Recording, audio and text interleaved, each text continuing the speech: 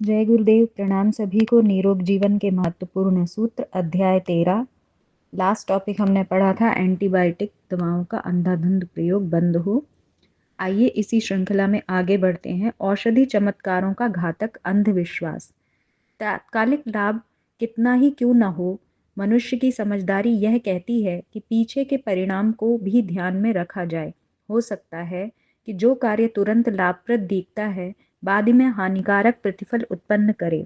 हो सकता है जिसमें तुरंत हानि प्रतीत होती है वह कुछ समय उपरांत उत्तम प्रतिक्रिया उत्पन्न करे। यह बात औषधियों के संबंध में भी लागू होती है।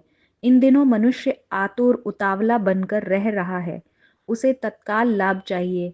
काम में कितना समय लगना चाहिए और उसे नियोजित रीति से संपन्न करने के लिए कितना श्रम करना और कितना धैर्य रखना चाहिए, इसकी गुंजाइश नहीं रखी जाती है। परिणाम यह होता है कि बारूद का खेल मनोरंजन करने पर हाथ और कपड़े जला लेने जैसी स्थिति बनती है। रोगों के साथ कष्ट जुड़ा हुआ है। प्रकृति संचित विषों को बुहारने के लिए अंतः क्षेत्र में जो क्रांतिकारी उपाय अपनाती है, उस उथल पुथल से भीतर के विजातीय तत्वों को खदेड़ना प्रमुख उद्देश्य है। इस निकालने की प्रतिक्रिया में प्रसव वेदना जैसा कष्ट होता है। ताप, दाह, सूजन, दर्द जैसे लक्षण उभरते हैं।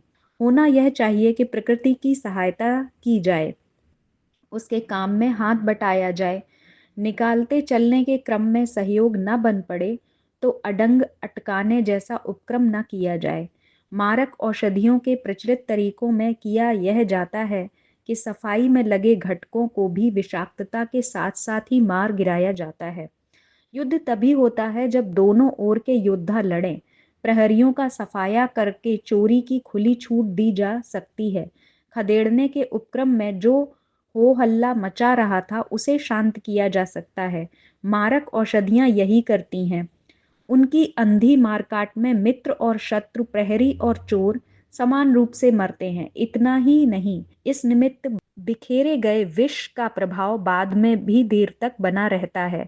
मारक औषधियों के सहारे तत्काल लाभ को ध्यान में रखते हुए यह किया जाता है, रोगी को जो कष्ट हो रहा था उसे किसी भी कीमत पर हल्का या बंद किया जाए। इस प्रयोजन में पेटेंट औषधियां एक से एक बढ़कर कमाल दिखाने में प्रतिद्वंद्विता प्रस्तुत कर रही हैं।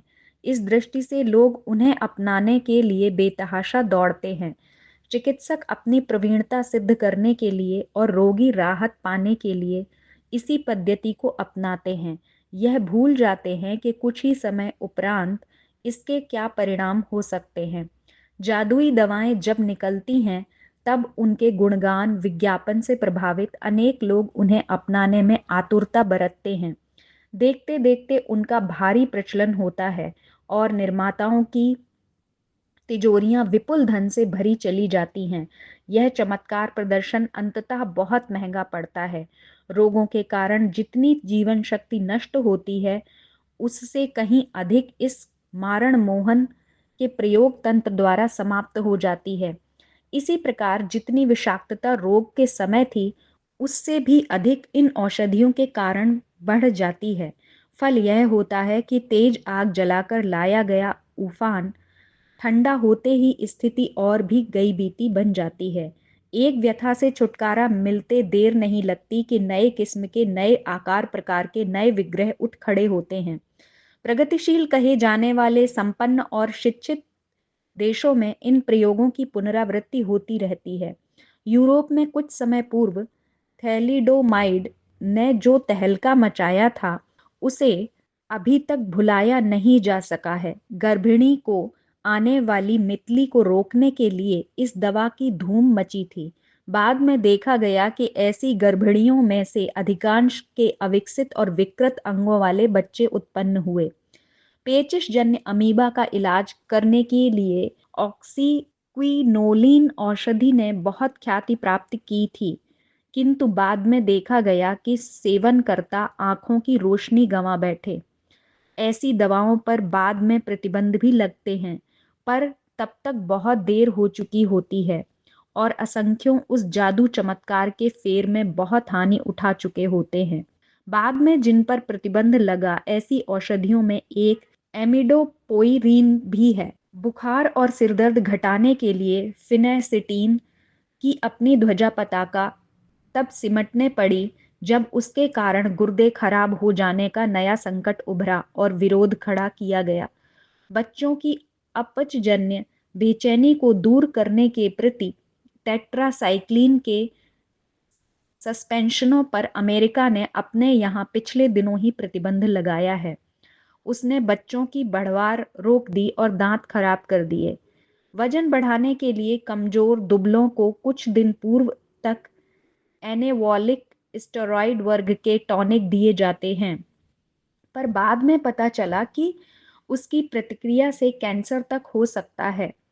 पेट में गर्भ है या नहीं इसकी हार्मोन परीक्षा करने वाली दवा में ऑक्सीक्विनोलिन औषधि को अब निषिद्ध ठहरा दिया गया है। उनका जिनने भी सेवन किया उन्हें बाद में अनेक प्रकार की नई व्यथाओं से ग्रसित होना पड़ा। विकसित देशों की जनता जागरूक है। ऐसे विग्रह उत्पन्न होते ही उनका विरोध होता है। गर्भिणी की मितली रोकने वाली दवा थीलिडोमाइड पर कुछ रोगिणियों ने मिलकर निर्माताओं के विरुद्ध अदालत में मुकदमा चलाया। फैसले में इतनी बड़ी रकम मुआवजे में दिलवाई गई कि फर्म दिवालिया हो गई। अविकसित देशों में ऐसी व्यवस्था नहीं है। ना तो वहाँ की जनता जागरूक है और ना सरकारें ही जन स्वास्थ्य के क्षेत्र में चलने वाले ऐसे घपलों पर ध्यान रखती हैं। फलतः यह विनाश व्यथा वहाँ निधड़क चलती रही है। अनेकों औषधि निर्मात्री कंपनियां ऐसी हैं जिन्होंने अपना कारोबार अनेक देशों में फैलाने की सुविधा प्राप्त कर ली है। वे प्रतिबंधित दवाओं को दूसरे नाम से अल्प विकसित देशों में चलाने लगती हैं। चमत्कारी लाभ के लोभ में उनका प्रचलन भी देखते देखते हो जाता है, किंतु बाद में यही देखा जाता है कि उनके दुष्परिणाम कितने हुए और इस व्यामोह में किस प्रकार बर्बाद हो गए। तो आज के टॉपिक में हमने जाना कि कैसे एलोपैथिक मेडिसिन जो कि जल्दी ठीक होने का दावा करती हैं और उनके चमत्कारिक विज्ञापनों के फेर में व्यक्ति आ जाता है और उसके बाद उसके कैसे घातक प्रभाव होते हैं। वो एक स्थान पर रोग को मारती हैं तो दूसरे स्थान पर नया उससे गंभीर रोग खड़ा कर देती हैं। इसलिए हमें इन दवाओं के प्रयोग से बचना चाहिए। जब बहुत ही आवश्यक हो तो ही इन दवाओं का प्रयोग करना चाहिए, अन्यथा हमें अदरपैथी पर जाना चाहिए। तो आज के लिए इतना ही। जय गुरुदेव, प्रणाम सभी को।